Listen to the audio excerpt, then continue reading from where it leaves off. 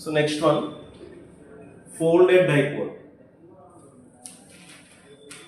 Folded dipole antenna.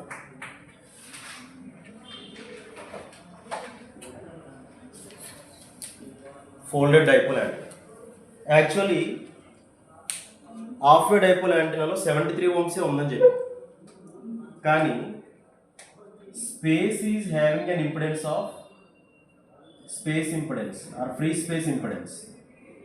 Free space impedance is how much? That is 125 ohms.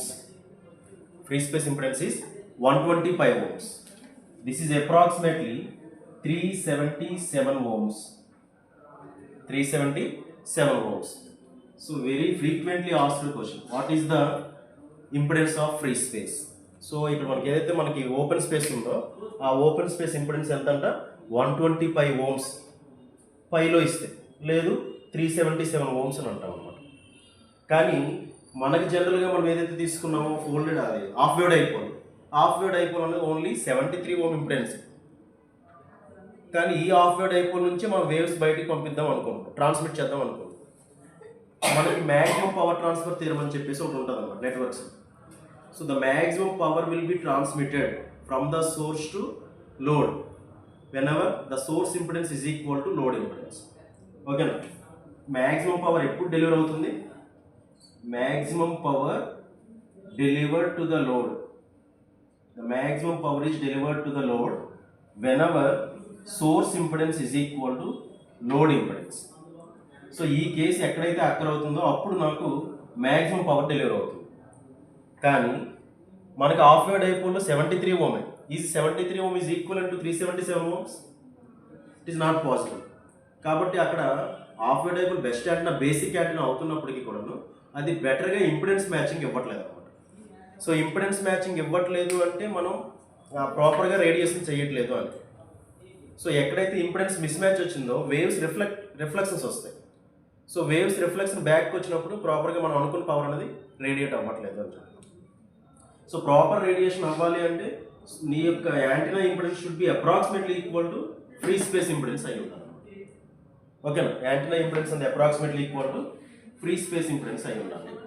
అలా ఎక్కడైతే అవుతుందో, ఏ యాంటీనాకి అయితే ఇంచుమించు అలా మ్యాచ్ అవుతుందో, then that antenna will generate the or will radiate the power properly. Okay, suppose in the folded dipole the structure is just like half wave dipole only. It is having two conductors, each one having a length of lambda by 4. The total length of these two conductors are lambda by 2 only. So at the center there is a feeding point. Through this feeding point we are supplying the signal through the transmission lines. So these two are transmission lines. So దీని నుంచి మనం signal పంపిస్తాం.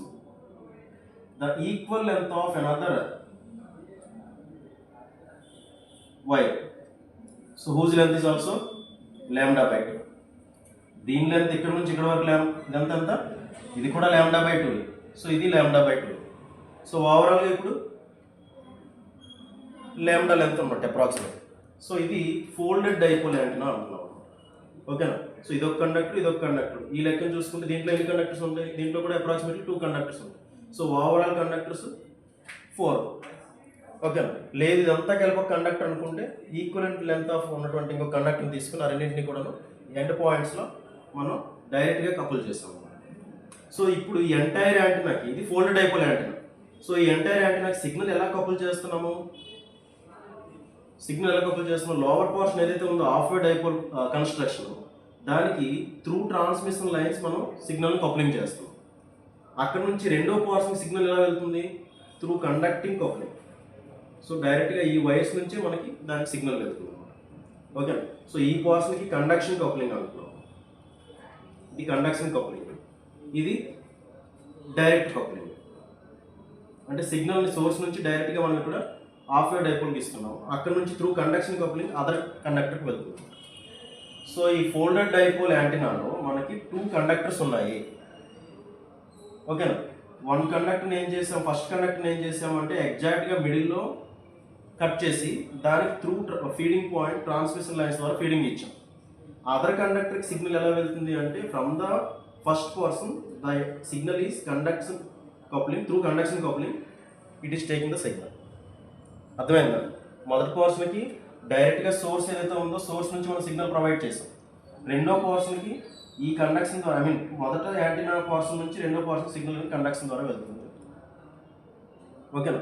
So overall advantage ఏంటి of full folded dipole యాంటీనాలో? Impedance match. The main thing is impedance match. Approximately the impedance of this antenna is 292 ohms. That is very much closer to free space impedance. ఓకేనా? Folded dipole యాంటీనాలో మనకి ఏంటి అంటే folded dipole యాంటీనాలో total impedance ఎంత అంటే 292 ohms అని చెప్తాం. అర్థమైందా? So this is very much nearer to 125 compared with the half wave dipole. Half wave dipole 72 73 ఉండేది. ఓకేనా? దానికి అప్రాక్సిమేట్లీ 4 times అయింది. అంటే ఎన్ని కండక్టర్స్ యూజ్ చేస్తున్నాము అన్న దాన్ని బట్టి మనకి ఓవరాల్ ఇంపిడెన్స్ వస్తుంది. Overall impedance is equal to n square into half wave dipole impedance. Let us say this is 73. So now n is 2 square into 73. That is 4 into 73. ఎంత వచ్చింది? 292 ohms. ఓకేనా? So ఓవరాల్గా మనకి ఏంటంటే హాఫ్ వేవ్ డైపోల్ యాంటీనా నుంచి దీని impedance generate చేసాము.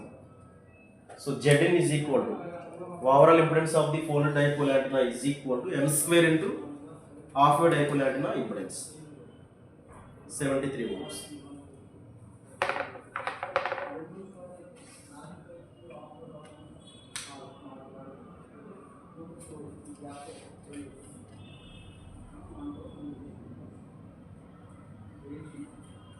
Feeding ఎక్కడ ఇస్తున్నాం ఓవరాల్ దానికి ఫీడింగ్ ఎక్కడ ఇస్తున్నాం? At the centre point only. ఓకేనా? At the centre point only. Second పోర్షన్కి మనకి సిగ్నల్ ఎలా వెళ్తుంది? Through conduction coupling. మొదటి పోర్షన్ సిగ్నల్ ఎలా వస్తుంది? Through direct coupling. ఓకేనా? So at the mid point we are supplying the signal to the entire antenna construction. Okay. So ఇప్పుడు నేను చెప్పిన దాంట్లో ఇంపార్టెంట్ పాయింట్ ఏంటి అంటే ఫ్రీ స్పేస్ ఇంపిడెన్స్ ఏమో ఓవరాల్ స్పేస్కి 125 ohm ఉంటుంది. సో మన యాంటీనా ఇంపిడెన్స్ కూడా అప్రాక్సిమేట్లీ అలానే ఉంటే అప్పుడు సిగ్నల్ అనేది రిఫ్లెక్షన్స్ లేకుండా ప్రాపర్గా రేడియేట్ అవుతుంది స్పేస్లోకి అని చెప్తాం. అందుకు హాఫ్ వేవ్ డైపోల్ యాంటీనాతో కంపేర్ చేస్తే ఫోల్డెడ్ డైపోల్ యాంటీనా అనేది ప్రాపర్గా సిగ్నల్ని రేడియేట్ చేస్తుంది స్పేస్లో. ఓకేనా? So the best impedance matching antenna folded dipole antenna is the best impedance matching antenna. ఓకేనా? So what else other thing ఏంటి అంటే రేడియేషన్ ప్యాటర్న్ షేప్ ఎలా ఉంటుంది? Same as half wave dipole antenna. That means downward shape only. The radiation pattern of this folded dipole antenna is downward shape only. అంటే 8 shape ఉంటుంది. ఓకేనా? అంటే వర్టికల్గా observe చేస్తే మనకి ఏంటంటే డౌన్వర్డ్ షేప్లో కనిపిస్తుంది పైనుంచి అబ్జర్వ్ చేస్తే. హారిజాంటల్గా అబ్జర్వ్ చేస్తే సర్క్యులర్లా కనిపిస్తుంది అన్నమాట. ఓకేనా? సో హారిజాంటల్ పాయింట్ ఆఫ్ వ్యూలో సర్క్యులర్లా కనిపిస్తుంది shape radiation pattern. Even half wave dipole కూడా అదే వర్టికల్గా చూస్తే డౌన్వర్డ్ షేప్లో కనిపిస్తుంది అన్నమాట. ఓకేనా?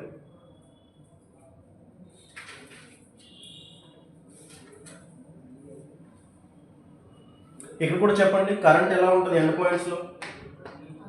ఎండ్ పాయింట్లో కరెంట్ ఈస్ మినిమం, మిడ్ పాయింట్లో current is maximum. Because at the mid point impedance is minimum, at the end points impedance is very high in the sense approximately space impedance ఉంటుంది. కాబట్టి current అనేది mid పాయింట్లో maximum ఉంటుంది, end పాయింట్స్కి వచ్చేసరికి minimum ఉంటుంది. The reverse for voltage అంతే కదా, కరెంట్కి reverse voltage ఉంటుంది. Voltage is minimum at the mid point and maximum at the end points. ఓకేనా? సో ఈ రెండింటిని బట్టి ఇంపిడెన్స్ ఎలా వేరీ అవుతుందని చెప్తా ఉన్నాను. So impedance current is 0 at the end points, maximum current at the center point. Okay na, already discuss chesam kanne. Voltage is minimum at the feeding point and maximum at the end points. Radiation pattern shape same as half wave dipole antenna. So that is doughnut shape only. ఓకేనా? అయితే ఇందులో కూడా ఏంటంటే మనం చూసే point of view బట్టి మారుతూ ఉందని చెప్పారు. హారిజాంటల్ వ్యూగా చూస్తే సర్క్యులర్ లా కనిపిస్తుంది, వర్టికల్ వ్యూ లాగా చూస్తే డౌనెట్ షేప్ లా కనిపిస్తుంది. ఎప్పుడైనా యాంటీనా వర్టికల్గా పెట్టామనుకోండి, ఎప్పుడన్నా సో యాంటీనా వర్టికల్గా నిల్చోబెట్టామనుకో, దాని రేడియేషన్ ప్యాటర్న్ అనేది పర్పెండిక్యులర్గా ఉంటుంది, లేదా వర్టికల్గా ఉన్నప్పుడు పర్పెండిక్యులర్ అంటే ఏంటి, హారిజాంటల్గా ఉంటుంది అని చెప్తాం. ఓకే, లేదా హారిజాంటల్గా యాంటీనా ఉందనుకోండి, వర్టికల్గా వస్తుంది రేడియేషన్ ప్యాటర్న్. ఓకే, సో ఇవి మ్యాక్సిమం దీంట్లో మనకి ఏంటంటే ఫోల్డెడ్ డైపోల్ యాంటీనా సంబంధించినటువంటి కాన్సెప్ట్స్లో.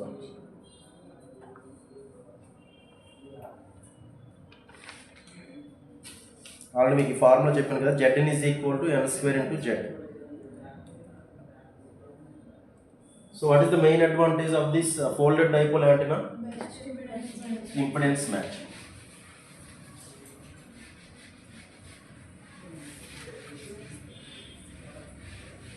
ఓకేనా? ఈ రెండు అర్థమయ్యా? Half wave dipole, folded dipole. Directivity ఎంత ఉందో చెప్పండి. ఐసోట్రోపిక్ యాంటీనా డైరెక్టివిటీ ఎంత? 1. అదే హాఫ్ వే డైపోల్ది గాన్ 1.64. హాఫ్ వే డైపోల్ ఎంతమ్మా? 1.64 directivity. Even for folded dipole also.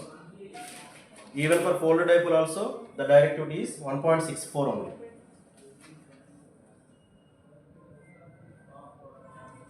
Used in TV antennas. So folded dipole antenna is used in TV antennas. Compared with half wave dipole, folded dipole is having largest bandwidth.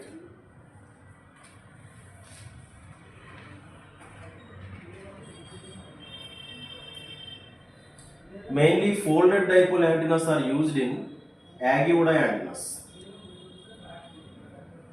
Folded dipole antenna mainly used in yagi antennas or yagi antennas. Yagi antennas లో use చేస్తూ ఉంటాం TV receiving కోసం. అంటే Yagi antenna అన్నదే సపరేట్గా TVs కోసం use చేసేవాళ్ళు olden days. So Yagi antenna అనొచ్చు, లేదంటే టీవీ రిసీవింగ్ యాంటీనా అనొచ్చు అన్నమాట.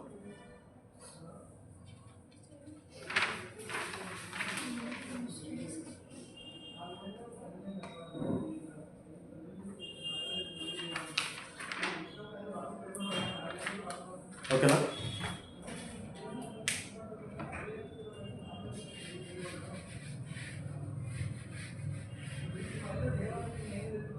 సో మనకి ఒక సింగిల్ యాంటీనా ఏదైతే ఉందో, ఫర్ ఎగ్జాంపుల్ ఏంటంటే హాఫ్ వే డైపోల్ యాంటీనా కానీ లేదా ఫోల్డెడ్ డైపోల్ యాంటీనా కానీ, సింగిల్ యాంటీనా అన్నది మనకు కావాల్సిన డైరెక్టివిటీని provide చేయలేకపోతుంది.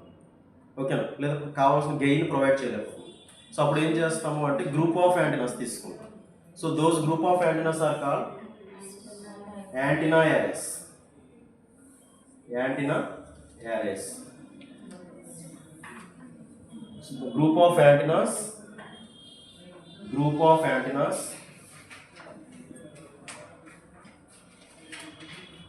are arranged in such a way that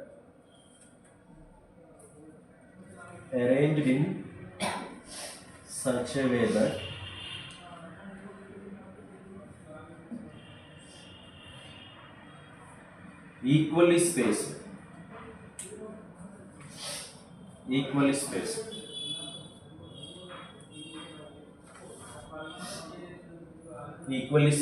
And excited properly.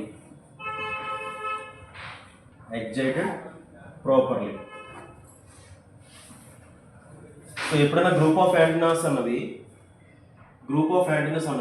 ఈక్వల్గా ఒక యాంటీనా నుంచి ఇంకొక యాంటీనా స్పేసింగ్ అనేది ఈక్వల్గా ఉంటే, so then those set of antennas are called linear array. ఓకేనా? ఈక్వల్లీ స్పేస్ పెట్టామనుకో, ఒక యాంటీనా దగ్గర నుంచి ఇంకొక యాంటీనాకి, సో ప్రతి యాంటీనా మధ్య ఈక్వల్ లెంత్ ఉందనుకోండి, విడ్త్. సో అప్పుడు అవి లీనియర్ యాంటీనాస్ అంటాం. అలా కాకుండా అన్ఈక్వల్ స్పేసింగ్ ఉంది అనుకో, అన్ఈక్వల్ స్పేసింగ్ ఉంటే అవి నాన్ లీనియర్ అరే యాంటీనాస్ అవుతాయి. ఓకేనా? సో ఇప్పుడు మనం తీసుకుంది ఏంటి, ఒక గ్రూప్ ఆఫ్ యాంటీనాస్ తీసుకున్నాము. ఈ గ్రూప్ ఆఫ్ యాంటీనాస్ అన్నవి ఈక్వల్లీ స్పేస్ చేసాం. ఓకే, ఈక్వల్లీ స్పేసింగ్ చేస్తాము, at the same time equally excited. So let us say this is one half-wave dipole antenna. So another half-wave dipole antenna is there. So in between these two, there is a equal distribution of space. అలాగే ఇంకొక antenna తీసుకున్నాను అనుకో. So ఈ యాంటెనాకి దాని ముందు యాంటెనాకి కూడా spacing ఈక్వల్గా ఉండాలి. మొదటి దానికి స్పేసింగ్ ఎంత ఇచ్చామో రెండో దానికి స్పేసింగ్ కూడా అంతే ఉండాలి అనమాట. నెక్స్ట్ థర్డ్ యాంటెనా తీసుకున్నాను అనుకో. సో ఇది కూడాను ఈక్వల్ స్పేసింగ్ ఉండాలి. So this distance d is approximately lambda by 2. Lambda by 2 distance ఉంటుంది. సో ఇందులో యాంటెనా అరేస్లో 2 టైప్స్ మనకి మెయిన్గా ఉన్న 2 టైప్స్ ఉన్నాయి. అవేంటి అంటే బ్రాడ్ సైడ్ అరే అండ్ ఎండ్ ఫైర్ అరే. బ్రాడ్ సైడ్ అరే, ఇంకొకటి ఎండ్ ఫైర్ అరే. ఓకేనా? బ్రాడ్ సైడ్ అరే అండ్ ఎండ్ ఫైర్ అరే అని చెప్తాము. సో ఎరేస్ తీసుకోవడం వల్ల మెయిన్ అడ్వాంటేజ్ ఏంటి? యాంటెనాస్ ఎరేగా అరేంజ్ చేయడం వల్ల మెయిన్ అడ్వాంటేజ్ ఏంటి? Increases the directivity. Increases the directivity. The single antenna is unable to provide the required directivity, so that we are grouping more number of antennas in such a way that the spacing is equally spaced and properly excited. ఓకేనా? అలా వచ్చేటట్టు మనం antennas arrange చేసుకున్నాం అనుకుంటాం. అలాగే దీంట్లో ఎన్ని రకాలు ఉన్నాయని చెప్పాను? బ్రాడ్ సైడ్ అరే, అలాగే ఎండ్ ఫైర్ అరే అని చెప్తాం. So first one is let us take the broad side array. So broad side అరేలో అన్నీ కూడాను half-wave dipoles, లెట్ us say half-wave dipoles తీసుకుంటే ప్రతి half-wave dipole to half-wave dipole లెట్ us say distance is d is equal spacing చేసామని చెప్తాం. So ఇప్పుడు ఏదైతే ఫీడింగ్ పాయింట్ ఉందో, సో ఈ ఫీడింగ్ పాయింట్కి ఇచ్చే సిగ్నల్ అన్నది అది కూడాను సేమ్ ఫేజ్తో అన్నిటికీ ఇస్తాం. మొదటి దానికి ఎంత ఫేజ్తో ఇచ్చామో రెండో దానికి కూడా అంతే ఫేజ్తో ఇస్తాం. సో అలా ఈక్వల్లీ ఫేజ్తో ఇస్తే అన్నిటికీ అన్ని యాంటెనాస్ యొక్క ట్రాన్స్మిషన్ లైన్స్కి లేదా ఫీడింగ్ పాయింట్స్కి సేమ్ ఫేజ్తో సిగ్నల్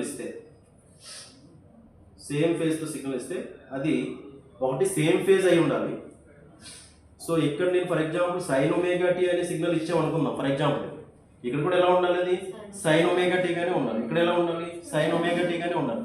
ఈ యాంటెనా కూడా సైన్ ఒమేగా టీ గానే ఉండాలి. That is a same phase signal. That to same phase అయి ఉండాలి. ఇంకోటి ఏంటి? ఈక్వల్లీ స్పేస్డ్ అయి ఉండాలి. Equally space. సో ఇలా రెండు కూడా సాటిస్ఫై అయితే ఇన్ ఫేజ్ సిగ్నల్ అన్నింటికి వెళ్ళాలి. అలాగే ప్రతి antenna to antenna spacing is uniform spacing అయితే then that antenna is called broad side array. ఓకేనా? బ్రాడ్ సైడ్ అరేలో మనకి మెయిన్ పాయింట్ ఏంటి అంటే అన్నీ ఈక్వల్లీ స్పేస్డ్ అయి ఉంటాయి. నెక్స్ట్ అన్ని యాంటెనాస్కి సేమ్ ఫేజ్ సిగ్నల్ అప్లై చేస్తాం. సో అలా అప్లై చేస్తే అప్పుడు broad side array radiation pattern ఎలా ఉంటుంది? Broad side array radiation pattern, let us say this is the axis of the antenna. array axis. ఇది array axis అమ్మ. ఓకేనా? array axis ఇది అయితే దీని రేడియేషన్ ప్యాటర్న్ ఎలా ఉంటుంది అంటే perpendicular to array axis. Perpendicular to array axis అన్నమాట. ఓకేనా? array axis ఎలా ఉంది కాబట్టి ఒకవేళ దానికి ఎలాగా వస్తే ఇలా రావాలి సిగ్నల్. ఓకేనా? సో ఇలా ఎలా వస్తే అది యాక్సిస్కి ఎలాగా వస్తుందమ్మా. కానీ ఇప్పుడు వచ్చే సిగ్నల్ ఎలా ఉంది? Exactly perpendicular to the array axis. So the radiation pattern of broad side array is perpendicular to the array axis.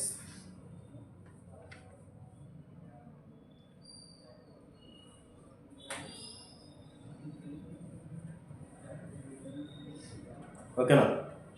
So ఇక్కడ ఇంపార్టెంట్ పాయింట్ బ్రాడ్ సైడ్ అరేలో ఇంపార్టెంట్ పాయింట్ ఏంటి అంటే the radiation pattern is perpendicular to the array axis and all the antennas are equally spaced and all the antennas are supplied with same phase signal.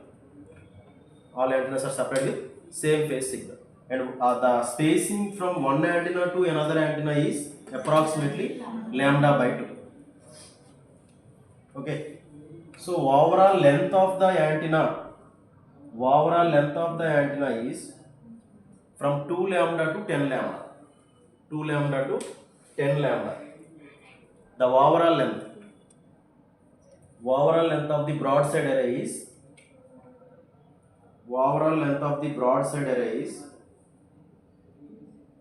2 lambda to 10 lambda. అంటే overall ఈ అన్నింటినీ కలుపుకుంటూ వెళ్తే ఓవరాల్గా మనకి minimum 2 lambda length ఉంటుంది, maximum 10 lambda వరకు ఉంటుంది.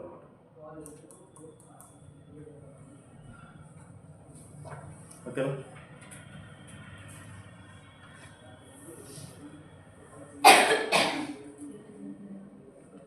spacing is lambda by 2, phase difference is 0. Overall key points ఏంటంటే spacing is lambda by 2, phase difference is 0, and radiation pattern is perpendicular to array axis. Overall gain of this broadside array is equal to approximately number of conductors. This is approximately. Overall gain of the broadside array is approximately equal to number of conductors used in the broadside array. Suppose if the number of conductors, the number of antennas used in this broadside array is 4. Okay na? So appudu overall gain of this broadside array ఎంత ఉంటుంది అంటే 4 ఉంటుంది.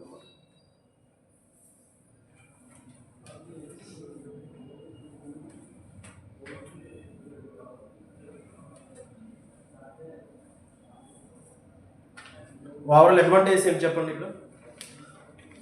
Overall advantage, so directivity is greater than the single antenna. ఇంకా ఎక్కువ distance అంటే directivity పెడితే automatic డిస్టెన్స్ని cover చేస్తుంది. And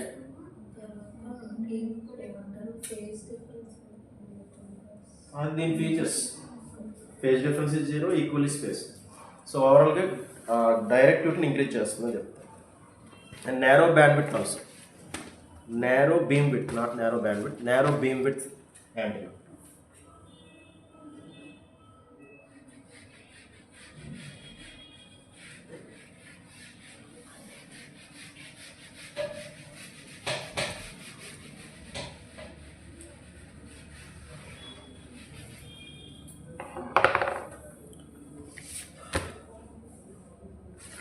key points away.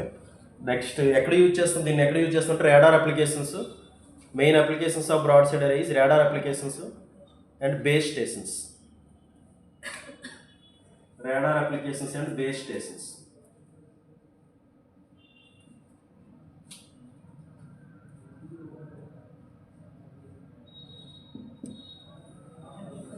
Next one, endfire array.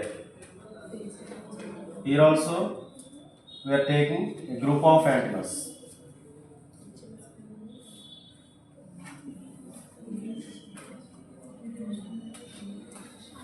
Here also we are taking group of antennas, and those are equally spaced. The distance is, let us say the distance between the antennas is d. So this distance is approximately lambda by 4. In broadside array, the distance is lambda by 2. Here, the distance is lambda by 4 or 3 lambda by 4. Okay, now.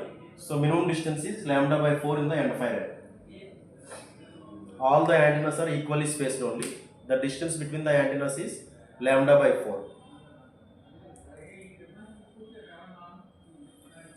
అన్నింటికి కూడాను equal magnitude సిగ్నల్ని మళ్ళీ apply చేస్తాం. So equal magnitude of కరెంట్ని supply చేస్తాం అన్నింటికి కూడా. But the difference is there is a phase difference from one antenna to another antenna. Endfire అరేలో equal magnitude కరెంట్ని అప్లై చేస్తాము, బట్ కరెంట్ యొక్క ఫేజ్లో మాత్రం డిఫరెన్స్ ఉంటుంది. అంటే ఈ యాంటెనా నుంచి ఈ యాంటెనాకి ఉంటుంది, ఈ యాంటెనా నుంచి ఈ యాంటెనా ఎలా వస్తాయి. సో ప్రతి యాంటెనా కొంత ఫేజ్ని ఇంట్రడ్యూస్ చేస్తుంది. సో మినిమం ఫేజ్ డిఫరెన్స్ ఎంత అంటే beta into d is equal to plus or minus pi. The phase difference from one antenna to another antenna in end fire array is plus or minus pi. Beta d is equal to plus or minus pi. ఓకేనా? ఒక్క antenna నుంచి అంటే అన్నిటికీ equal magnitude వెళ్ళినప్పటికీ కూడా ఆ arrangement ఎలా ఉంటుంది అంటే ఒక యాంటీనాకి అప్లై చేసిన కరెంటు నెక్స్ట్ యాంటీనాకి అప్లై చేసే కరెంట్కి మధ్య కొంత ఫేజ్ డిఫరెన్స్ ఉంటుంది. అది బీటా ఇంటూ డి అన్నాం, beta d. So that value is plus or minus pi. And the radiation pattern is along the axis. Suppose this is the axis of the antenna. This is the array axis. This is the array axis. Then the radiation pattern is along the axis. That is the radiation pattern. Okay. So ఈ radiation pattern ఇంకా మీరు draw చేయాలంటే రెండు వైపులా draw చేసుకోవచ్చు. Okay. So ఇది end fire అరే antenna యొక్క radiation pattern. So just like మనం గుర్తుపెట్టుకోండి ఏంటంటే ఇది ఎంత ఉంది, ఎలా 180 degrees రేడియేషన్ ప్యాటర్న్ అనేది 180 degreesలో ఉంది. ఇంత ఇది వరకు వచ్చింది బ్రాడ్ సైడ్లో వచ్చేది 90 degreesలో ఉంటుంది రేడియేషన్ ప్యాటర్న్. లేదు ఒక గన్ ఫైర్ చేస్తే బుల్లెట్ ఎలా వెళ్తుంది, అలాంగ్ ద యాక్సిస్. సో ఇది కూడా ఎండ్ ఫైర్ మీన్స్ సో అది 180 degreesలో వెళ్తుంది అని చెప్తాం. ఓకేనా? సో ఎండ్ ఫైర్ యాంటెనాలో రేడియేషన్ ప్యాటర్న్ అన్నది 180 degreesలో ఉంటుంది. అలా కాకుండా బ్రాడ్ సైడ్ అరేలో అయితే పర్పెండిక్యులర్గా ఉంటుంది. ఓకే, మర్చిపోకూడదు, కంపల్సరీగా దీని మీద క్వశ్చన్స్ వస్తాయి. ఈ రేడియేషన్ ప్యాటర్న్స్ అన్నవి ఎండ్ ఫైర్ అరేలో ఎట్ ద ఎండ్ ఉంటుంది అని గుర్తుపెట్టుకుంటాం. జస్ట్ లైక్ గన్కి బుల్లెట్ ఎలా వెళ్తుంది, ఇది గుర్తుంటే ఆటోమేటిక్గా బ్రాడ్ సైడ్ అరే గుర్తుంటుంది. ఓకేనా? సో ఇది ఇంపార్టెంట్ పాయింట్స్. మెయిన్ డిఫరెన్స్ ఏంటి చెప్పండి? బ్రాడ్ సైడ్ అరేకి అలాగే ఎండ్ ఫైర్ అరేకి మెయిన్ డిఫరెన్స్ ఈక్వల్లీ స్పేస్డ్, రెండు కూడా ఈక్వల్లీ స్పేస్డ్. ఇందులో స్పేసింగ్ ఏమో lambda by, minimum spacing is lambda by. అదే ఎండ్ ఫైర్ అరేలో minimum spacing is lambda by 4. Phase difference is 0. Broad side అరేలో ఫేజ్ డిఫరెన్స్ ఎంత? అన్నిటికీ ఈక్వల్ ఫేజ్ అప్లై చేస్తాం. అదే ఎండ్ ఫైర్ అరేలో minimum phase difference is beta d, that is equal to approximately plus or minus pi. Okay now, and coming to the radiation pattern is perpendicular to array axis. In the broadside array, radiation pattern is perpendicular to broadside array axis, whereas in end fire array that is along the axis. The radiation pattern is 180 degrees to the axis. Here the radiation pattern is 90 degrees to the axis. Okay now.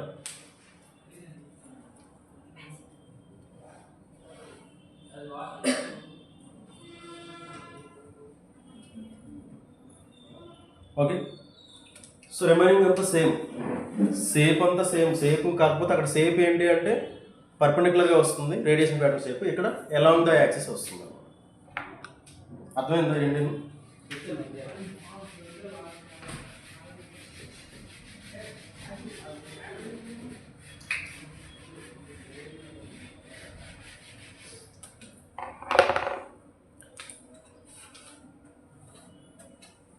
So next one Yagi Uda antenna.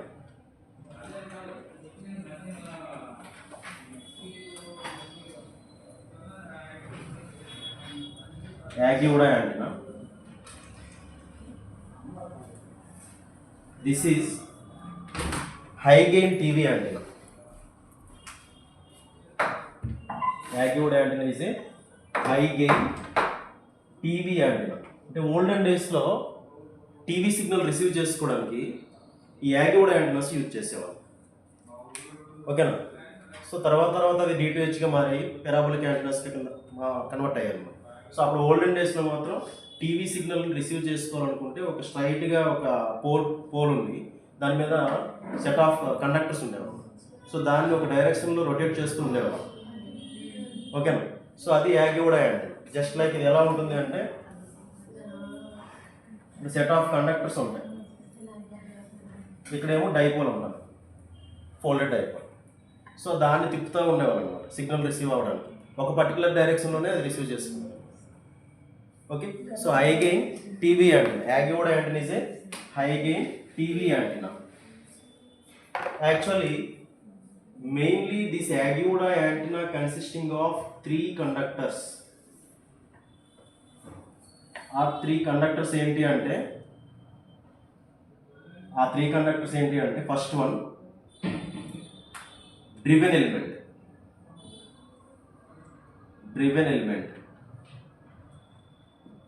Second one reflector, third one directors.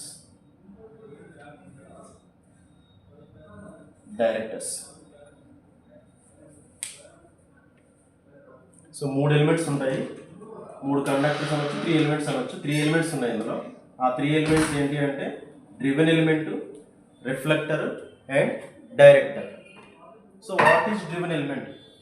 It may be half wave dipole or folded dipole, but most commonly we are using folded dipole antenna. ఈ driven element మనం ఏం use చేస్తున్నాము? Folded dipole యాంటెనాస్ని use చేస్తున్నాం. ఎందుకు? Because folded dipole antenna gives the impedance match. Okay, na impedance matching purpose we are using the folded dipole antenna in the Aguda.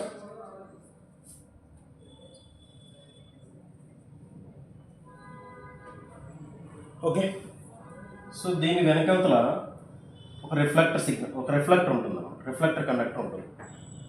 ఇది reflector element, this is a reflector element.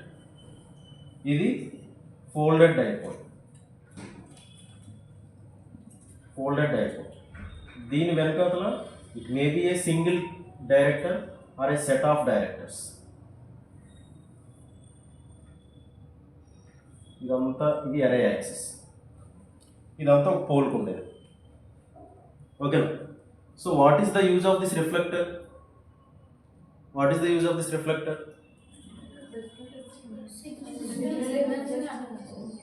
It converts unidirectional radiation. అంతే కదా? Actual both డైరెక్షన్లో radiation ఉంటుంది. Reflector ఏం చేస్తుంది? Back reflections ఏమైనా వచ్చినా సరే దాన్ని మళ్ళీ ఫార్వర్డ్ డైరెక్షన్లో పంపిస్తుంది.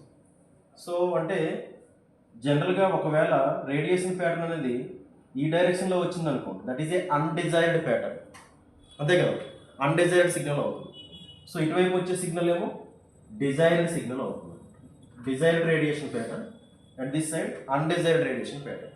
సో ఈ రేడియేషన్ ఏదైతే మనకి ఫోల్డెడ్ డైపోల్ యాంటెనా ఉందో, ఈ ఫోల్డెడ్ డైపోల్ యాంటెనాకి మనం ఆల్రెడీ సిగ్నల్ ఎంతో ఇచ్చుంటాం. లేదు అది రిసీవ్ చేసుకుందాం అనుకుందాం.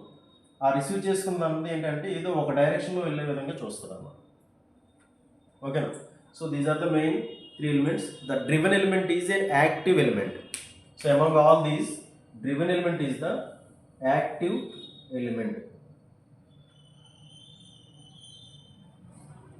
ఓకేనా? అంటే ఎందుకు ఇది యాక్టివ్ ఎలిమెంట్ అయింది అంటే, ఫర్ ఎగ్జాంపుల్ సిగ్నల్ ట్రాన్స్మిట్ చేస్తుంది అనుకుందాం, అప్పుడు మనకి అన్నింటిలో దేనికి సిగ్నల్ ఇస్తాము? ఓన్లీ ఫోల్డెడ్ డైపోల్ యాంటెనాకే ఇస్తాం. లేదు రిసీవ్ చేసుకుందాం అనుకున్నాం, ఇవన్నింటిలో ఏది రిసీవ్ చేసుకుంటుంది? మెయిన్ యాంటెనా ఏంటి? అన్నింటిలో మిగతావన్నీ supported elements. Main antenna dipole antenna. కాబట్టి ఈ డ్రివెన్ ఎలిమెంట్ని మనం ఫోల్డెడ్ డైపోల్ యాంటెనా అనే యాక్టివ్ ఎలిమెంట్ అని చెప్తా ఉన్నాం. Because while transmitting, power is transmitted through this, while receiving the power is received through this folded dipole antenna only. So how many number of driven elements are there in Aguda? Only single element. Number of driven elements in the Aguda antenna ఒక ఎలిమెంటే ఉంటుంది అన్నమాట. Driven element is nothing but an active element. How many reflectors are there? Single reflector only. ఓకేనా? ఎక్కువగా ఉండేవేంటి? Directors ఉంటాయి అన్నమాట. So directors యొక్క main work ఏంటి? It will direct the signal in a single direction. ఇది రిఫ్లెక్షన్స్ లేకుండా చేస్తుంది, reflections లేకుండా చేస్తుంది. డైరెక్టర్స్ రేడియేషన్ ప్యాటర్న్ అంతా కూడా ఒక సింగిల్ డైరెక్షన్లో వచ్చే విధంగా చూస్తాయి.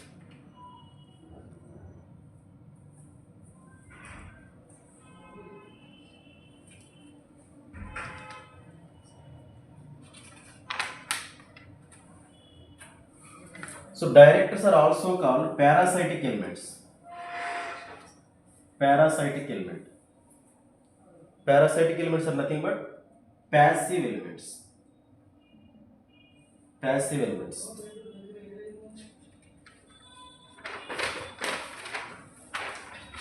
Parasitic elements are passive elements.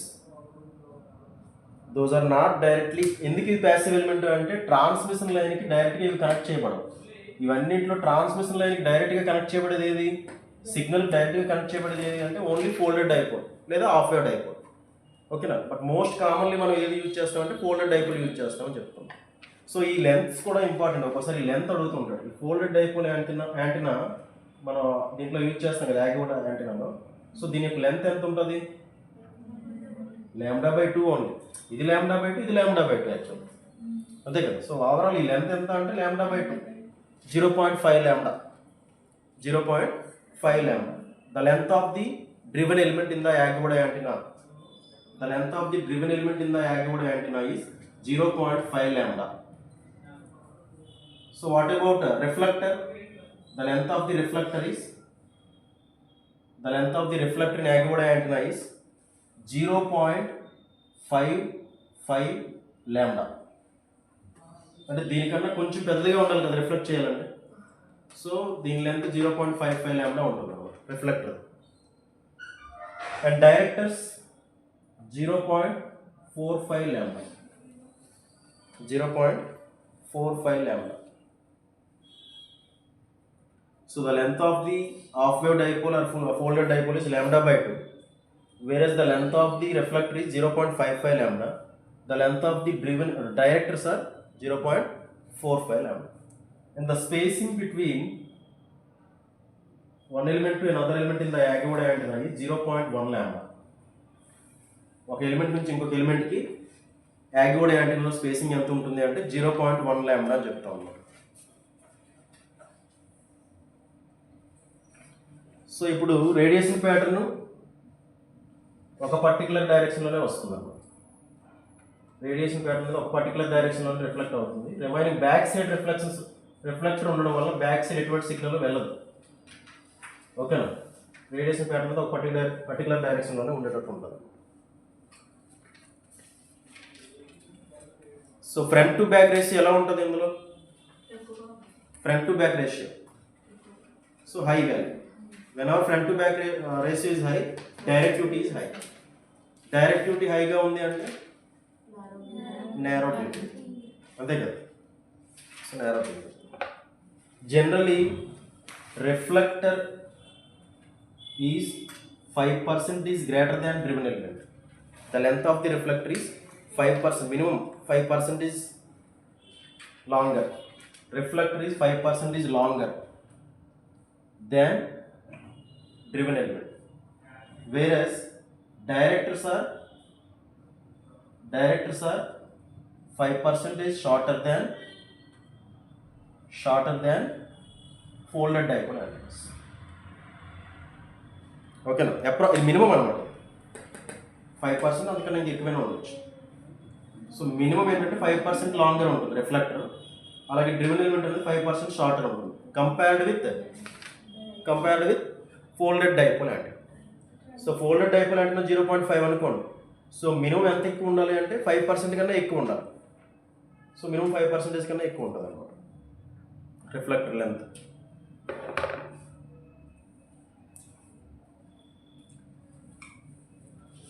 The typical gain of this yagi antenna is 7 dB to 15 dB.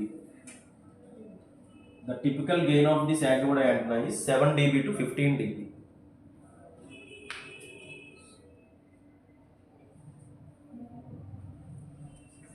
So gain of the yagi antenna is 7 dB to 15 dB. And front to back ratio, the minimum front to back ratio of yagi antenna is 10 to 20 dB. 10 to 20 dB. In the yagi antenna, front to back ratio is 10 to 20 dB. Okay na. So overall ga ఇప్పుడు మనకి half wave dipole antenna basic antenna, folded dipole antenna impedance matching antenna. Impedance matching antenna. Next Yagi Uda antenna, high gain antenna. వీటన్నింటిలో compare చేస్తే TV రిసెప్షన్కి use చేస్తాం. అలాగే broad side antenna, broad side array radiation pattern is perpendicular to that to high directivity. Even endfire array is also providing high directivity. That to radiation pattern is along the axis. Okay na? So దాని మీద వచ్చి basic points అన్ని cover చేస్తాం. What is the impedance of free space? 377 ohms. Otherwise 125 ohms. Very standard question about it.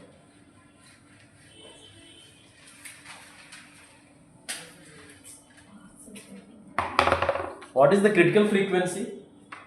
ఎక్కడో విన్నాం ఈ term critical frequency.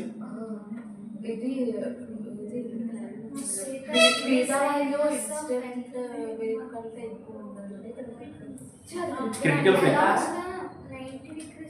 If a signal is sent vertically ఒక signal పంపించామనుకో, అది అయోనోస్ఫియర్ని పాస్ అవ్వకుండా రిఫ్లెక్ట్ అవ్వగలిగితే maximum frequency of the signal. అంతే కదా, అంటే ఇక్కడ అవసరం లేదు, జస్ట్ నాకు గుర్తొచ్చి చెప్తున్నాను. ఎఫ్సి క్రిటికల్ ఫ్రీక్వెన్సీ అంటే ఏంటి? ఏ సిగ్నల్ యొక్క ఫ్రీక్వెన్సీ అయితే ఒక సిగ్నల్ స్ట్రైట్గా పంపించినప్పుడు, అది 90 డిగ్రీస్ గ్రౌండ్ నుంచి 90 డిగ్రీస్ స్ట్రైట్గా పంపించినప్పుడు అది అయోనోస్ఫియర్ని పాస్ అవ్వకుండా, అబ్జర్వ్ అవ్వకుండా మళ్ళీ బ్యాక్ రాగలుగుతుంది. Maximum useful frequency.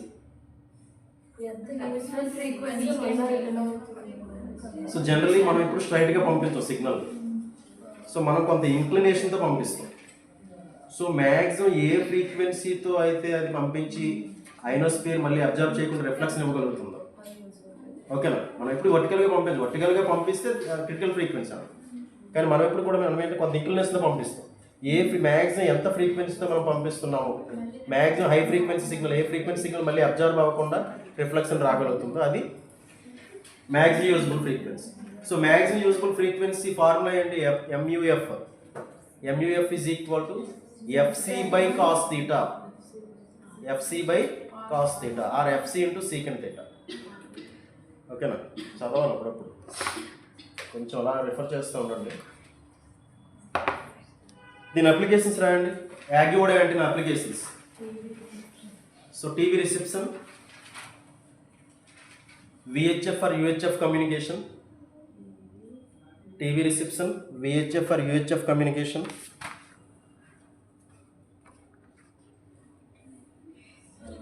TV reception, VHF and UHF communication. Next side rating ఏంటంటే log periodic antenna. Next antenna విన్నామా? ఇది జస్ట్ కొన్ని ఇంపార్టెంట్ పాయింట్స్ నోట్ చేసుకుందాం. Log periodic antenna.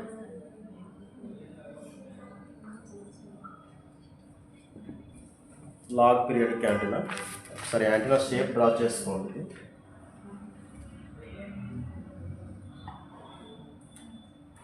So length అన్నది గ్రాడ్యువల్లీ రెడ్యూస్ అవుతూ వస్తుంది.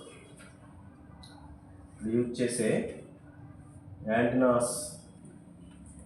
ఎలిమెంట్స్ యొక్క లెంత్ అనేది గ్రాడ్యువల్గా రెడ్యూస్ అవుతూ వస్తుంది.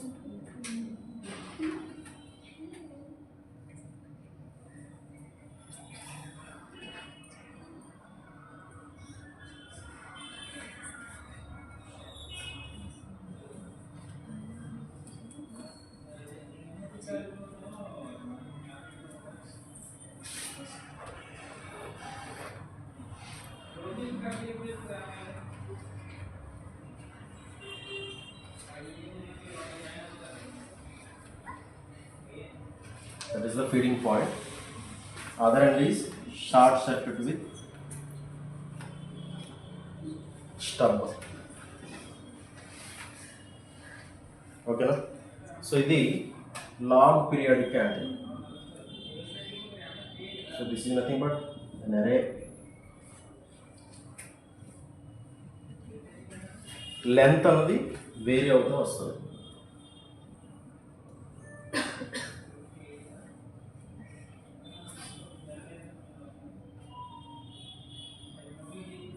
సో ఈ మిడిల్లో ఉన్నది ట్రాన్స్మిషన్ లైన్, కర్వీగా జిగ్జాగ్గా వెళ్తుంది కదా, అది ట్రాన్స్మిషన్ లైన్. దానికి బోత్ ఎండ్స్లో ఉన్నవి యాంటీనాస్.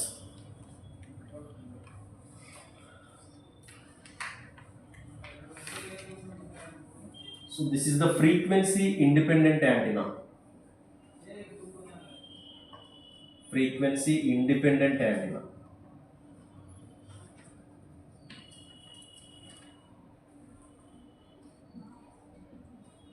ఫ్రీక్వెన్సీతో సంబంధం లేకుండా సిగ్నల్ని, ఏ సిగ్నల్ వచ్చినా సరే పంపించగలుగుతుంది. ఏ signal in the sense wide range of frequency signals send చేయగలుగుతుంది. Hence log periodic antenna is called broadband antenna or wide band antenna. Wide band antenna or broadband antenna.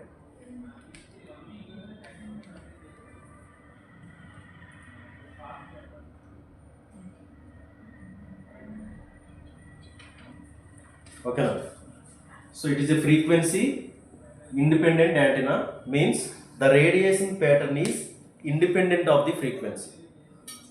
Radiation pattern is independent of the frequency. Radiation pattern remains same or remains constant. Radiation pattern remains constant even though there is a variations in frequency, the rise or fall. Frequency లో variations ఉన్నప్పటికీ కూడాను constant radiation pattern ఇవ్వగలిగే antenna ఏంటి అంటే log periodic antenna. So the radiation pattern is remains constant even though there is a variations in frequencies.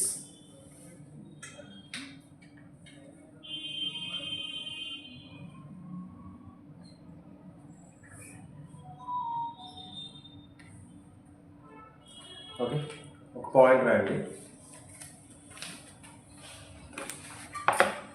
The geometry of log periodic antenna, the geometry of log periodic antenna is chosen. Geometry of log periodic antenna అంటే shape అన్నమాట. The geometry of log periodic antenna is chosen in such a way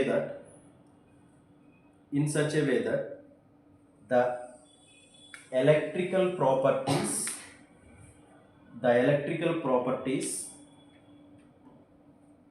must repeat periodically.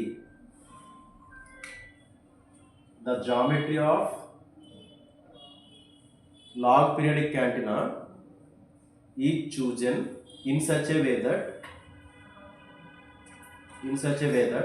the electrical properties repeated periodically. Electrical properties repeated periodically.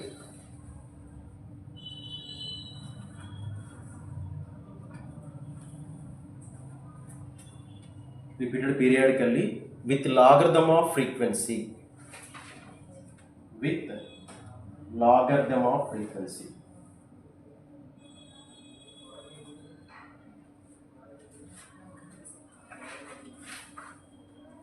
Electrical properties repeated periodically అంటే every 2 or 3 యాంటీనాస్కి same electrical properties వచ్చే విధంగా అది log of ఫ్రీక్వెన్సీతో vary అవుతూ ఉంటుంది అనమాట.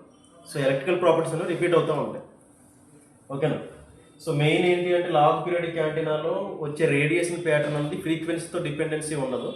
So constant radiation pattern provide చేయగలుగుతుంది even though there is a variations in the frequency. Okay, so ఏ ఫ్రీక్వెన్సీ సిగ్నల్ అయినా ఇది ట్రాన్స్మిట్ చేయగలదు అనమాట. సో ఫ్రీక్వెన్సీతో సంబంధం లేకుండా ఏ ఫ్రీక్వెన్సీ సిగ్నల్ ఇచ్చినా సరే దానికి radiation pattern, constant radiation pattern ఇవ్వగలిగే క్యాపబిలిటీ ఉంటుంది. ఓకేనా? And all dimensions increase in proportional to distance from origin. So ఈ డైమెన్షన్స్ ఏవైతే ఉన్నాయో యాంటీనా డైమెన్షన్స్ లెంత్స్ అన్నవి అవి డిస్టెన్స్తో పాటు వేరీ అవుతూ ఉన్నాయి. ఓకేనా? ఈ ఓవరాల్ యాంటీనాలో సైజెస్, ఈ యాంటీనా సైజెస్ అన్నవి డిస్టెన్స్తో పాటు వేరీ అవుతూ ఉన్నాయని చెప్పాం. అంటే ఏంటి వేరీ అవుతుంది, పీరియాడికల్గా ఏంటి వేరీ అవుతుందంటే ఒకటి యాంటీనా సైజ్ వేరీ అవుతూ ఉంది. నెక్స్ట్ ఒక యాంటీనా నుంచి ఇంకొక యాంటీనాకి వెళ్ళేటప్పుడు దీని యొక్క ఎలక్ట్రికల్ ప్రాపర్టీస్, దీనిలో ఉన్న ఎలక్ట్రికల్ ప్రాపర్టీస్ ఇంచుమించు ఒకేలా రిపీట్ అవుతూ ఉన్నాయి అన్నమాట. ఓకేనా? సో ఇది మెయిన్, ఇక్కడ మెయిన్ ఫీచర్స్ ఏంటి అంటే it is a wide band antenna.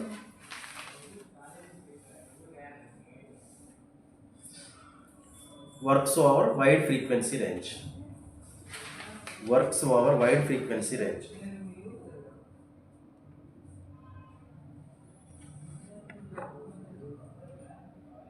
దీని బీమ్ విడ్త్ ఎలా ఉంటుంది? Radiation pattern beam width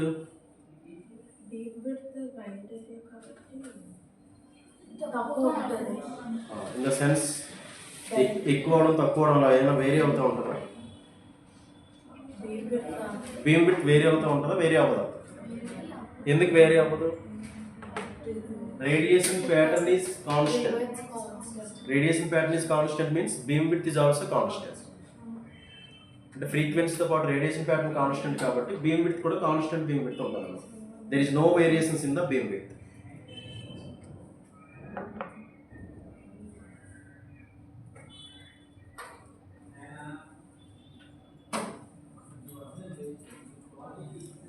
Used in TV broadcasting, used in TV broadcasting and high frequency communications. Used in TV broadcasting and high frequency communications.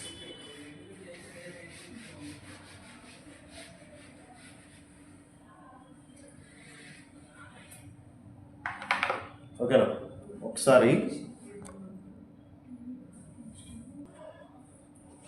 okay, so parabolic reflector or paraboloid reflector, this is a very high gain antenna among all the available antennas. Okay, దీంట్లో మనకి signals అన్ని focus చేయడానికి ఒక parabolic dish use చేస్తాం. Parabolic షేప్లో ఉన్న dish use చేస్తాం. So వచ్చిన సిగ్నల్ అన్నీ కూడా ఒక పర్టికులర్ పాయింట్ దగ్గర రిఫ్లెక్ట్ అవ్వడానికి.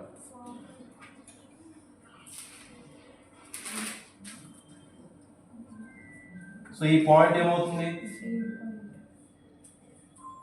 ఈ పాయింట్ ఏమన్నా మనం focus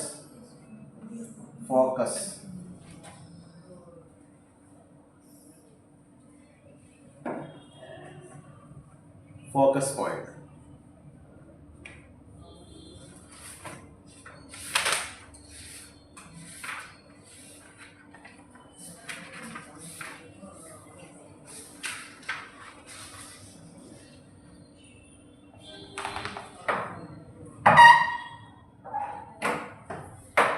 The point at which this is a focus point, the point at which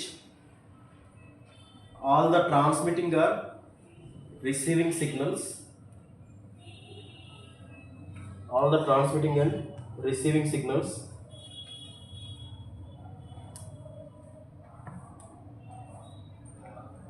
are focused.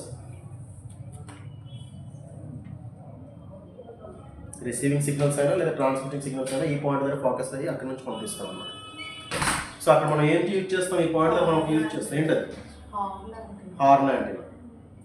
So parabolic రిఫ్లెక్టర్లో మనం యూజ్ చేసేది ఏంటి అంటే హార్న్ యాంటెన్నా యూజ్ చేస్తూ ఉంటాం. We are using horn antenna with in the parabolic reflector.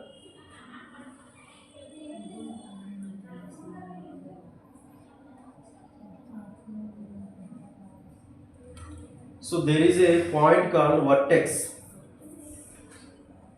Parabolic reflector lo point vertex untundi.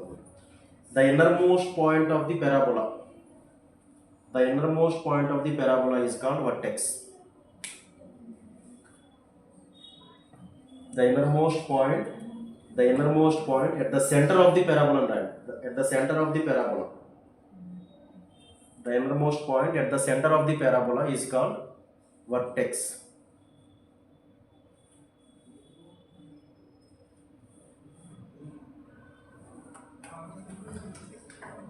There is a focal length.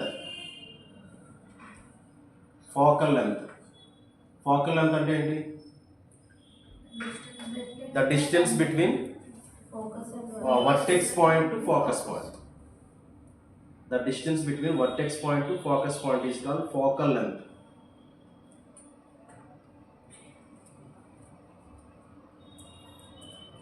అంటే parabola యొక్క centre point ఏదైతే innermost centre point నుంచి హార్న్ యాంటెన్నా వరకు మధ్యలో ఉన్న డిస్టెన్స్ని focal length అంటాం అన్నమాట.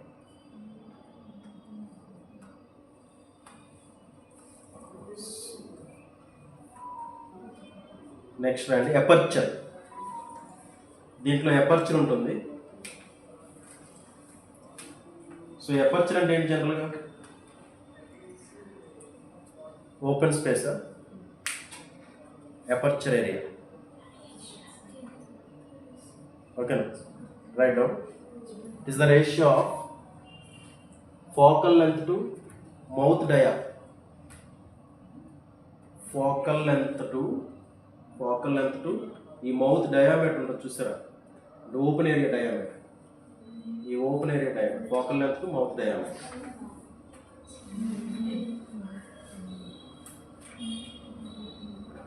Focal length to mouth diameter.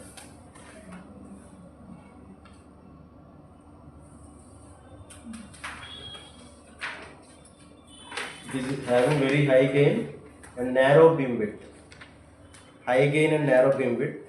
Gain formula రాసుకోండి. ఇక్కడ gain is equal to eta into pi into d by lambda whole square.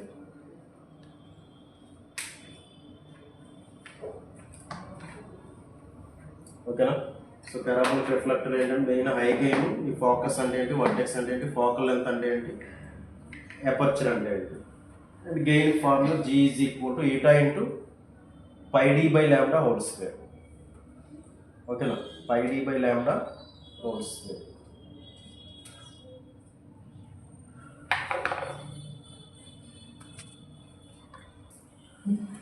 In order to reduce the power losses for the signals whose frequency is greater than 1 gigahertz, then we are taking a hollow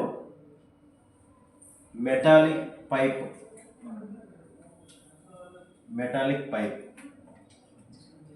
to propagate the EM waves.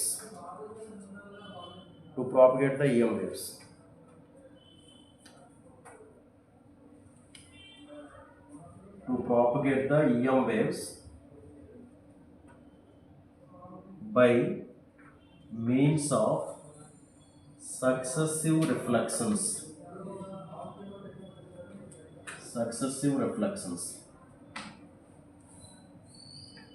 So EM wave transmit చేయడానికి కానీ EM వేవ్ని receive చేసుకోవడానికి కానీ ఏ principal use చేసి propagate చేస్తాయంటే successive reflections అంటున్నాం.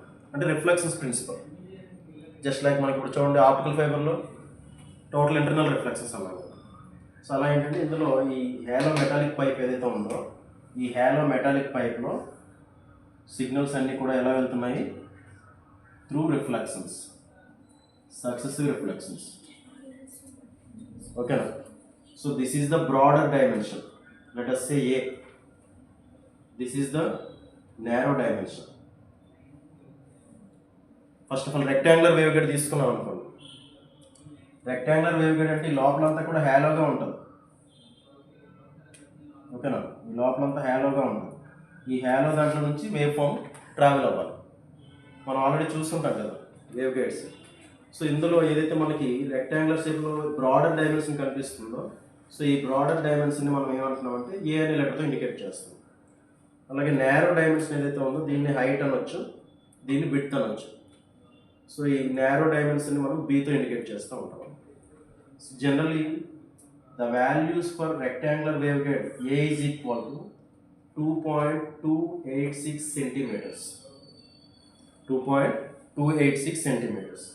And the narrow width is, narrow dimension is 1.016 centimeters. 1.016 centimeters. So ఎందుకు మనం wave గైడ్స్కి వచ్చాము? In order to reduce the power losses. So wave గైడ్స్లో మనం యూజ్ చేయడం వల్ల ఏంటంటే పవర్ లాస్ని రెడ్యూస్ చేయగలుగుతాం అన్నమాట. So generally these wave guides are feeder lines. These are used as feeding lines to antenna. So యాంటీనాకి ఫీడింగ్ లైన్స్లా యాక్ట్ చేస్తాయి అన్నమాట. రిసీవింగ్ చేసుకున్నప్పుడు కానీ లేదా ట్రాన్స్మిట్ చేసేటప్పుడు కానీ. సో యాంటీనాస్ దగ్గర మనకి ఏంటంటే ఖచ్చితంగా వేవ్ గైడ్సే ఉంటాయి అక్కడ. నార్మల్ కోయాక్సియల్ కేబుల్స్ అలా ఏమీ ఉండవు, ఓన్లీ వేవ్ గైడ్స్తో మాత్రం మనం పవర్ని ట్రాన్స్మిట్ చేస్తూ ఉంటాం.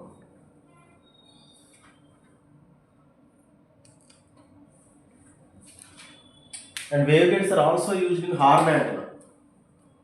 హార్న్ యాంటెనా ఉంటుంది చూసారా, హార్న్ యాంటెనాలో మనం వేవ్ గైడ్స్ని యూజ్ చేస్తూ ఉంటాం. Wave guides are used in horn antenna.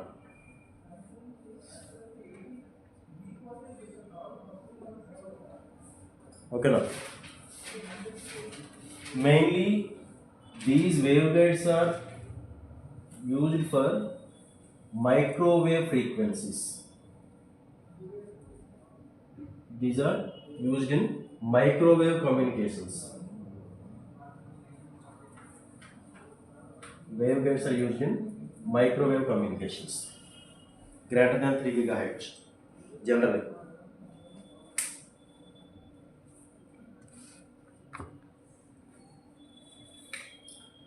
ఇప్పుడు చూడండి, broader dimension is always, A is always greater than B. A is always greater than B.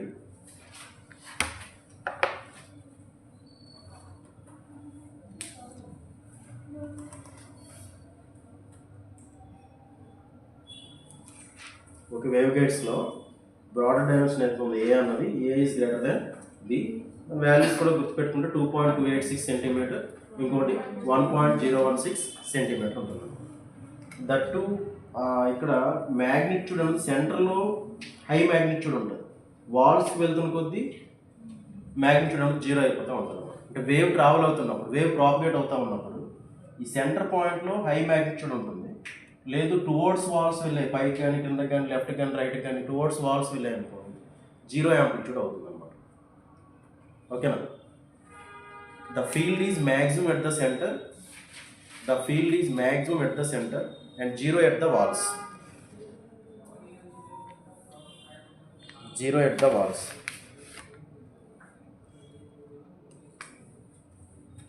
Okay.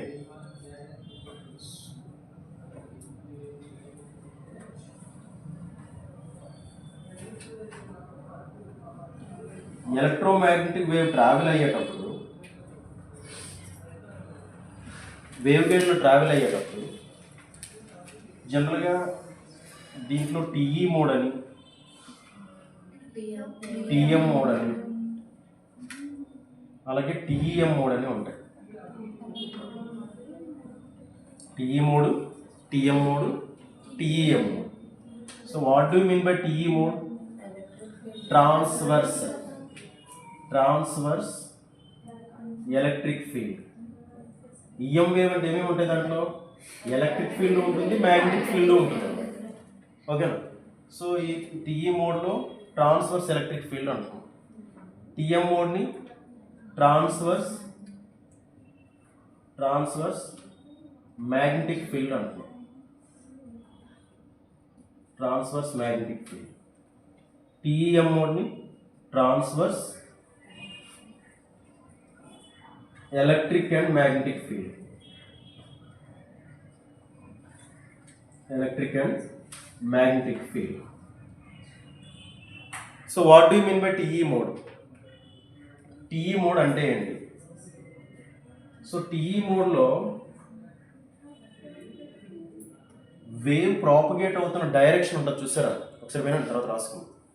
Wave for example along the rectangular wave propagate అవుతుంది అనుకుందాం. Suppose ఏంటి అంటే for example ఇది నాకు EM wave ఇలా వచ్చింది. ఈఎం వేవ్లో ఏమేమి ఉంటాయి? ఎలక్ట్రిక్ ఫీల్డ్ ఉంటుంది, మ్యాగ్నెటిక్ ఫీల్డ్ ఉంటుంది. But always electric field is perpendicular to magnetic field. రెండు ఫీల్డ్స్ ఎలా ఉంటాయి? ఒకదానితో ఒకటి పెర్పెండిక్యులర్గా ఉంటాయి.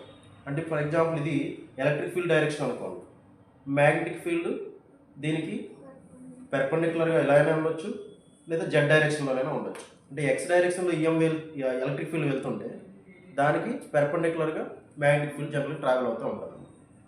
ఇది ఇక్కడ ఈ మోడ్స్ ఆఫ్ ప్రాపగేషన్ అంటే ఏంటి అంటే ఈ వేవ్ అసలు ఏ డైరెక్షన్లో వెళ్తుందో చూస్తాం first.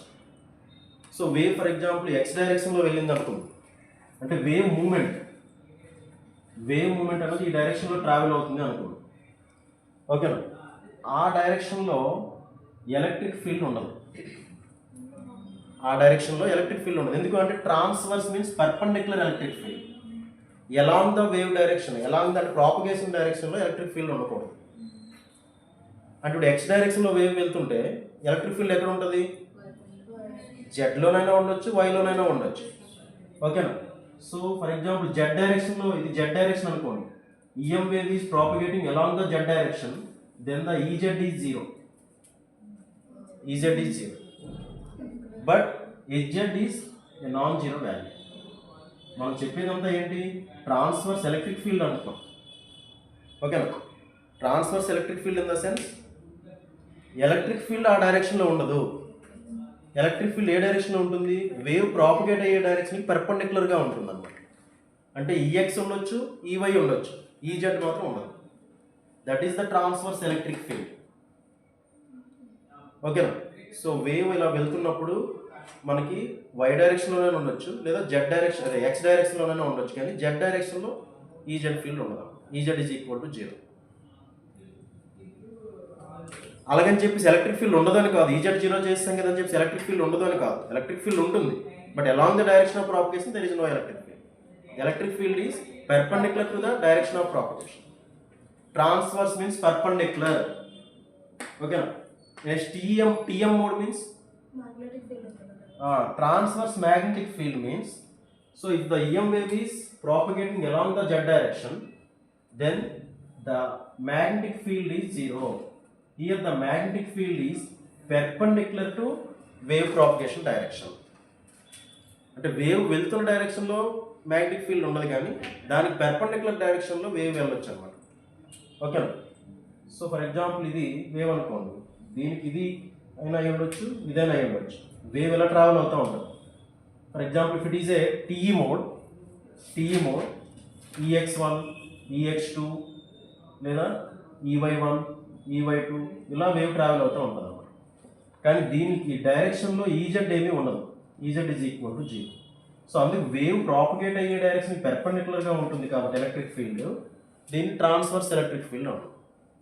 Similarly for magnetic field, for example ఇది వేవ్ ఈ డైరెక్షన్లో ట్రావెల్ అవుతుంది అంటే దాని మ్యాగ్నెటిక్ ఫీల్డ్ పర్పెండిక్యులర్గా ఉంటుంది. Next TEM mode means wave propagating అయ్యే డైరెక్షన్లో EZ ఈజ్ 0, HZ ఈజ్ 0. అలాగే మొత్తం ఏవి ఉండవు. రెండు పోయాయి కదా, రెండు లేవు కదా అంటే పెర్పెండిక్యులర్ డైరెక్షన్లో ఉంటాయి, రెండు ఉంటాయి. పెర్పెండిక్యులర్ డైరెక్షన్లో రెండు ఉంటాయి, కానీ along the propagation of direction there is no electric field and there is no magnetic field. See, in the waveguides we are unable to transmit TEM mode. Which of the following mode will not be propagated or will not be allowed through the waveguides is TEM mode.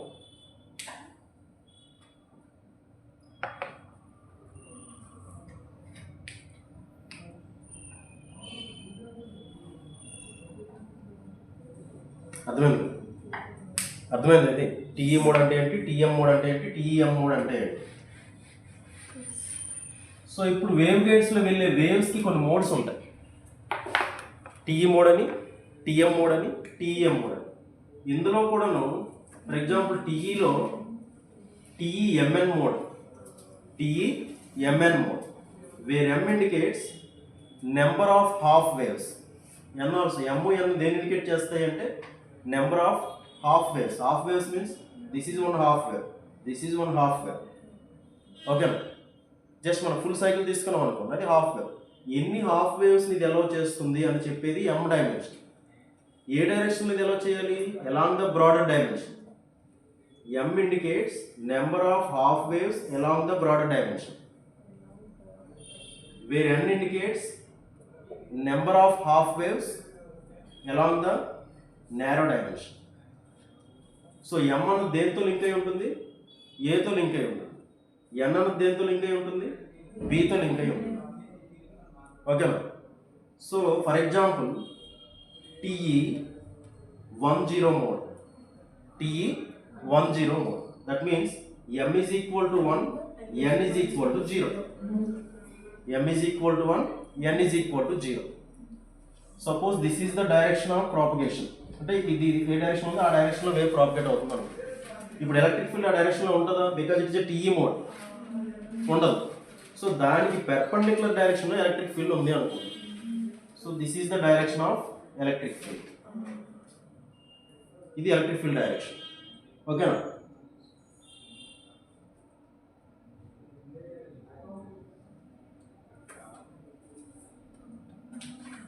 ఇలా వెళ్తుంది. So ఎన్ని half waves allow చేసింది? ఇప్పుడు ఒక్క half వేవ్నే allow చేసింది.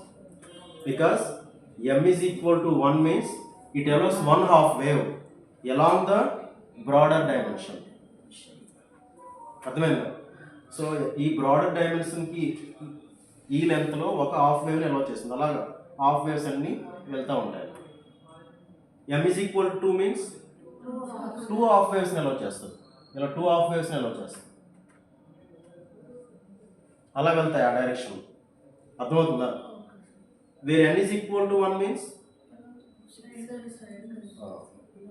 So ఎలా ఉందా? Vertical direction లేదా నేరో డైమెన్షన్లో వెళ్తూ ఉంటాయి. For example TE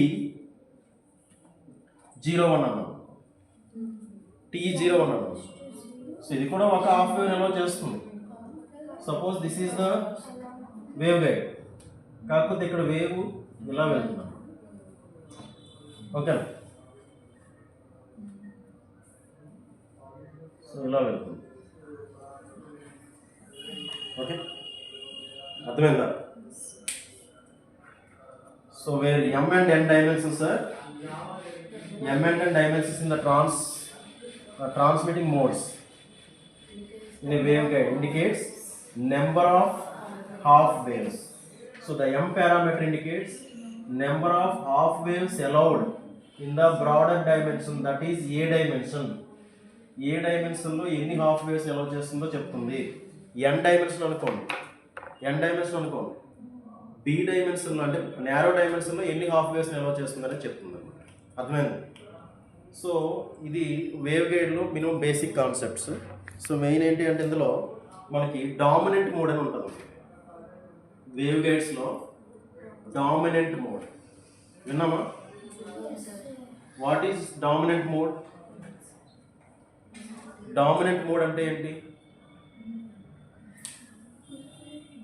dominant mode, see the dominant mode is the mode with the lowest cutoff frequency.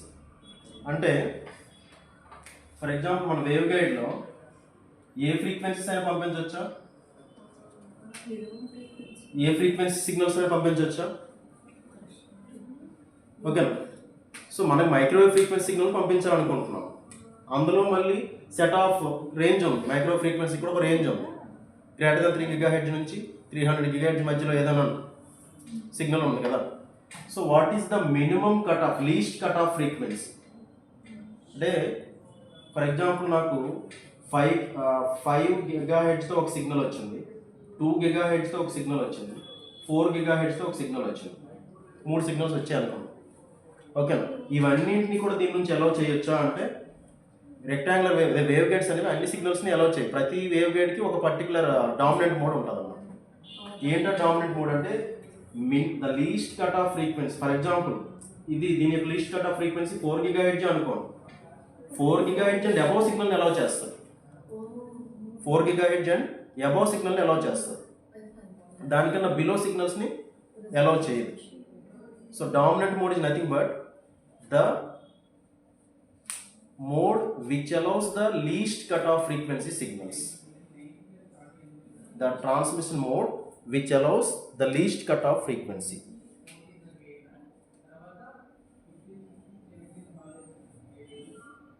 అర్థమైందా? ఇది వేవ్ గైడ్ అన్నది అలౌ చేసే ఫ్రీక్వెన్సీస్లో లీస్ట్ కట్ ఆఫ్ ఫ్రీక్వెన్సీ ఎంత అంటే least cut off frequency in the sense ఆ frequency సిగ్నల్ని allow చేస్తుంది. దానికన్నా లోపల ఉన్న ఫ్రీక్వెన్సీ సిగ్నల్స్ని అలౌ చేయదు. సో ఆ కట్ ఆఫ్ ఫ్రీక్వెన్సీ కన్నా for example this wave guide is having the dominant mode signal లేదా కట్ ఆఫ్ ఫ్రీక్వెన్సీస్ 5 GHz అన్నారు అనుకోండి. It allows all the signals above the 5 GHz and attenuates below the 5 GHz signals. So like that, in rectangular waveguide, the dominant mode is TE10 mode. TE10 mode. The dominant mode in rectangular waveguide is TE10 mode.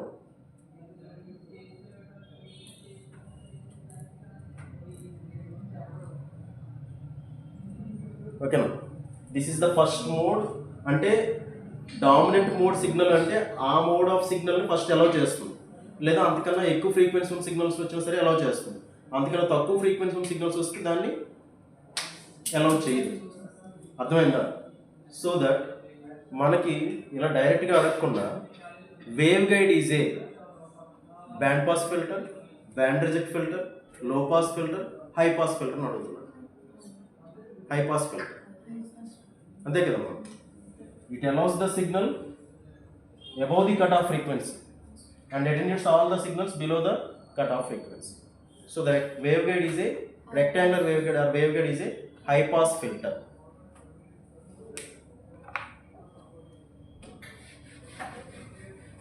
So the dominant mode is the transmission mode, which allows the lowest cutoff frequency signals. And another term, cutoff wavelength. Cutoff wavelength. Waveguides లో మనం cutoff wavelength అని చెప్పేసి అంటాం, lambda c. ఏంటి cutoff frequency కి cutoff wavelength కి difference ఏంటి? Cutoff frequency means the least signal which allowed, the least frequency signal which allowed through the waveguide. అదే cutoff wavelength అంటే lambda is equal to c by f. Lambda is equal to c by f. మనకు తెలుసు కదా lambda is nothing but c by f. So wavelength is inversely proportional to frequency. Wavelength is inversely proportional to frequency. So cutoff wavelength అంటే ఏంటి?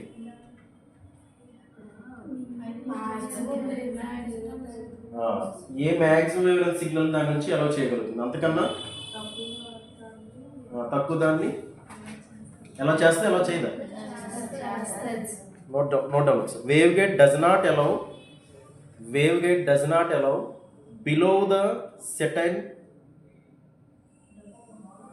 Waveguide does not allow below the certain frequency. Waveguide does not allow below the certain frequency. That frequency is called cutoff frequency. That frequency is called cutoff frequency.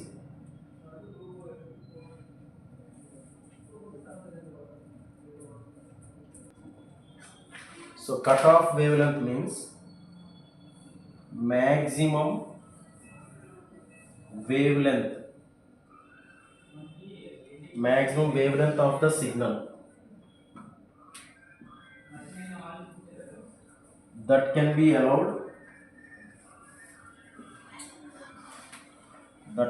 allowed through waveguide. Through the waveguide.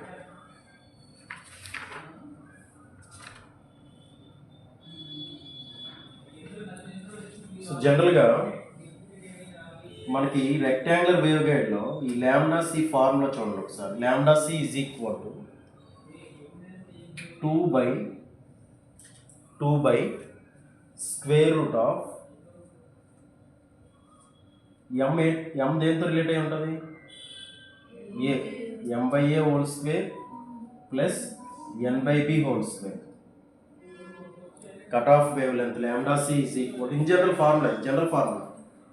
in general lambda c is equal to 2 by square root of m by a whole square plus n by b whole square. Okay now. So what is the dominant mode in rectangular waveguide? TE10 mode. TE10 mode. What is the value of m here? 0 or 1? 1. N value 0. So substitute these values in lambda c. Then lambda c is equal to 2 by square root of 1/a whole square plus 0 అంతే కదా. So that is nothing but 2a. So the cutoff wavelength for dominant mode is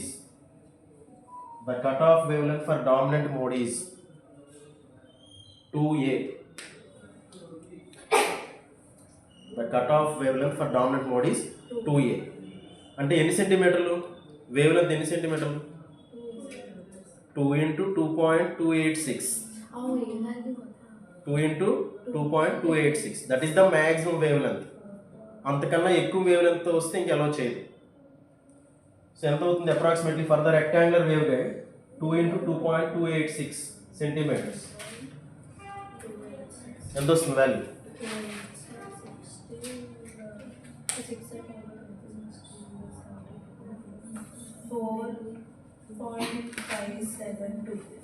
4.572 centimetres కన్నా ఎక్కువ wave length signal వచ్చింది అనుకోండి. ఎక్కువ wave length signal వస్తే అప్పుడు rectangular wave guide ఎలా చేస్తుందో చేయదు, చేయకూడదు కదా. వేవ్ లెంత్ పాయింట్ ఆఫ్ వ్యూలో that is the cut off wave length. Frequency point of వ్యూలో లీస్ట్ కట్ ఆఫ్ ఫ్రీక్వెన్సీ. అంతకన్నా ఎక్కువ ఉంటే ఎలా చేస్తారు? వేవ్ లెంత్లో అంతకన్నా ఎక్కువ ఉంటే ఎలా చేయదు. అర్థమైందా? అంటే 4.572 సెంటీమీటర్స్ కన్నా ఎక్కువ వేవ్ లెంత్ వచ్చింది అనుకోండి, అప్పుడు వేవ్స్ ఎలా చేయకూడదు.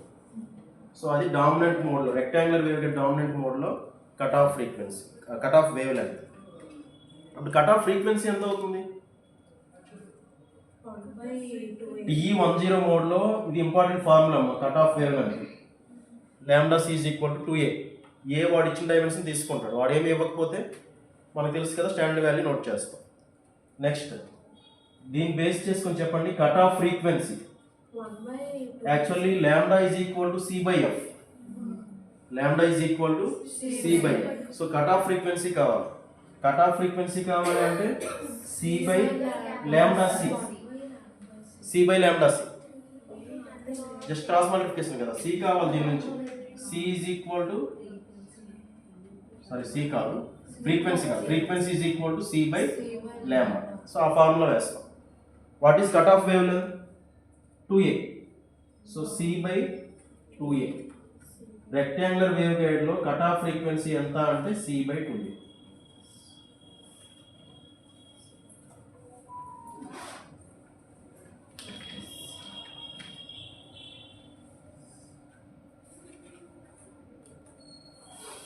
ఓకేనా? చూడండి, లాంబ్డా అంటే సింపుల్గా నార్మల్గా వేవ్ యొక్క దాన్ని ఏమంటారు, వేవ్ లెంత్ లాంబ్డా సి అన్నది కట్ ఆఫ్ వేవ్ లెంత్. అలా కాకుండా లాంబ్డా జీ ఒకటి ఉంటుంది. Lambda g means guided wavelength. Waveguide యొక్క లెంత్ అదే వేవ్. ఫర్ ఎగ్జాంపుల్ ఇప్పుడు మనకు ఒక ఛానల్ ఉందనుకోండి, ఛానల్కి ఒక బ్యాండ్ విడ్త్ ఉంటుంది కదా.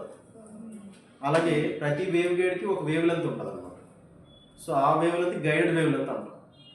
ఇది సిగ్నల్ వేవ్ లెంత్ కన్నా ఎక్కువ ఉండాలా తక్కువ ఉండాలా? సిగ్నల్ వేవ్ లెంత్ కన్నా ఎక్కువ ఉండాలి తక్కువ ఉండాలి? గైడెడ్ వేవ్ లెంత్ అంతే కదా. ఛానల్ ఎక్కువ ఉండాలి కదా ఎప్పుడన్నా. సో దీనికి ఫార్ములా చూసుకోండి, λg = సో ఇలా కన్నా మీకు సింపుల్ ఫార్ములా ఒకసారి నోట్ చేసుకోండి. 1/λg whole square 1/λg whole square = 1/λ whole square minus 1/λc whole square.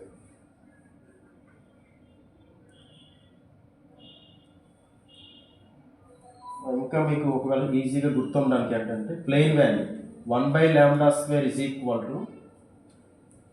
1/λc² plus 1/λg². ఇదైతే గుర్తుంటుంది. ఓకేనా? ప్లెయిన్ వాల్యూ ఒకవైపు ఉంది, సబ్స్క్రిప్ట్స్తో ఇంకో వైపు ఉంది. 1/λ² = 1/λc² ప్లస్ 1/λg². ఇది wave length, normal signal wave length. ఇది గైడెడ్ వేవ్ లెంత్, ఇది cut off wave length. So ఆ మూడింటికి రిలేషన్ ఎప్పుడైనా ఎలా అయినా అడగచ్చు, మీకు దాని నుంచి డెరైవ్ చేసుకోవచ్చు.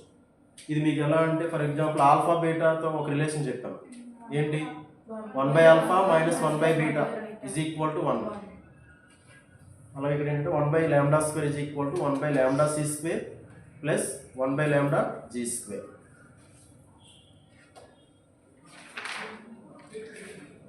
ఓకేనా?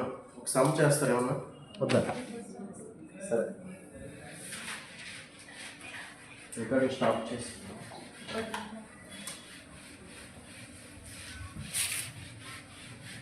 అమ్మాయి వెళ్ళిపోమ్మా మేము.